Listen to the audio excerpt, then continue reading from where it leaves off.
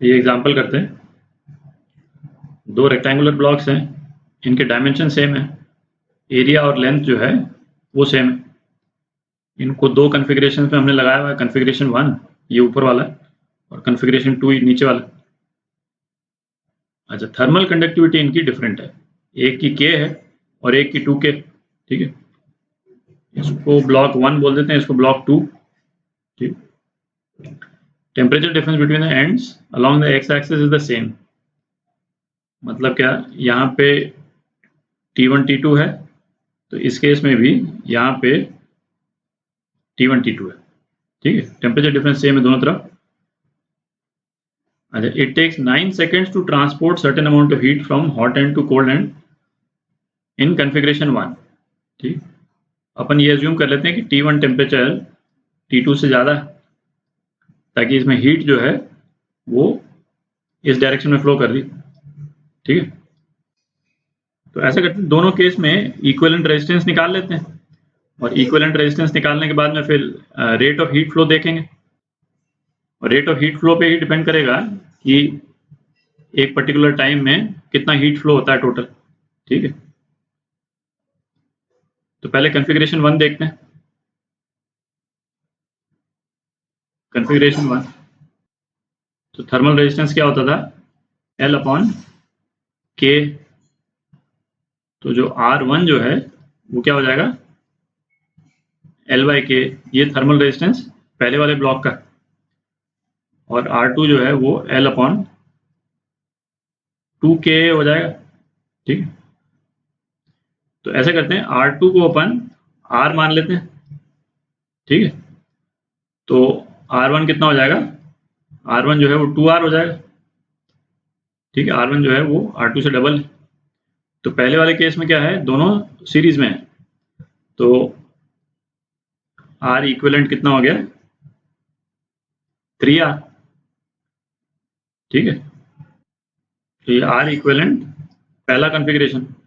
ठीक, अच्छा, अब यहीं पे निकाल लेते हैं R इक्विवेलेंट जो सेकंड कन्फिग्रेशन है। तो सेकंड कन्फिग्रेशन में क्या है, ये दोनों के दोनों पैरेलल में है। ठीक है, तो बेसिकली R1 और R2 पैरेलल में है, तो इक्विवेलेंट थर्मल रेजिस्टेंस कितना हो जाएगा, R into 2R upon R plus 2R, है ना, ये तो अपन देख चुके हैं। तो ये हो गया 2R/3 equivalent resistance second configuration. ठीक है, तो ये अपने दो इंपॉर्टेंट रिजल्ट्स आ गए। अच्छा, अब सपोज कन्फिग्रेशन 1 में रेट ऑफ हीट फ्लो जो है उसको dQ1/dt बोल देते हैं, और कन्फिग्रेशन 2 में जो रेट ऑफ हीट फ्लो है उसको dQ2/dt बोल देते हैं। ठीक है, तो क्या बोल रहा है कि कन्फिग्रेशन 1 में एक सर्टेन अमाउंट ऑफ हीट है ना, एक फिक्स्ड क्वांटिटी है हीट की, उसको इस पॉइंट से है ना, लेफ्ट हैंड साइड से राइट हैंड साइड पहुंचने में 9 सेकंड लगता है। तो सपोज ये जो हीट है जिसको हमने यहाँ पे ग्रीन से अंडरलाइन किया है, इसको H बोल देते हैं।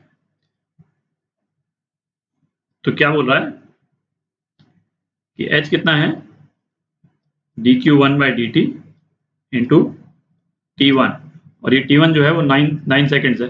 ठीक है,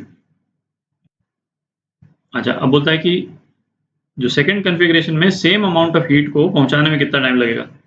तो अमाउंट ऑफ हीट सेम है, तो ये कितना हो जाएगा, dQ2/dt इंटू T2। ठीक है, तो हीट की क्वांटिटी चूंकि जो ट्रांसफर करनी है वो सेम है, तो इन दोनों को इक्वेट कर देते हैं। तो क्या आ जाएगा, dQ1/dt into T1 is equal to dQ2/dt into T2। ठीक है, ये जो है वो H के बराबर। थोड़ी जगह कर लेते हैं। अच्छा, थर्मल रेजिस्टिविटी और हीट फ्लो का क्या रिलेशन रहता है, R dQ/dt ये कितने के बराबर होता है, डेल्टा T के बराबर। ठीक है, तो अब dQ/dt जो है उसकी वैल्यू जो है वो डाल देते हैं। तो यहाँ पे dQ1/dt, डेल्टा T तो सेम ही रहेगा, delta T upon R equivalent configuration 1, ठीक है, इंटू T1, और ये कितने के बराबर हो जाएगा, delta T upon R equivalent configuration 2 into T2, ठीक है। तो ये डेल्टा T जो है ये तो कट गया, और T1 कितना है, 9 सेकेंड्स है, ये T1 जो है ये 9 सेकेंड्स है। तो ये वैल्यूज डाल देते हैं, और आर इक्विवेलेंट 1 और 2 इन दोनों की वैल्यूज भी अपने को मालूम। तो ये कितना हो गया, 9 सेकेंड्स अपॉन आर इक्विवेलेंट 1, ये 3R है, is equal to T2 upon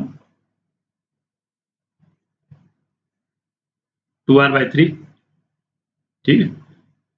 तो यहाँ से आपके ये R कैंसिल हो गया, ये R जो है ये कैंसिल हो जाएगा,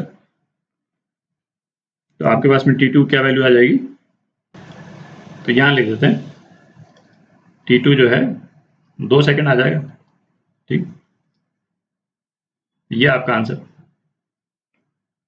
ये पार्ट है, ये पार्ट आपका आंसर।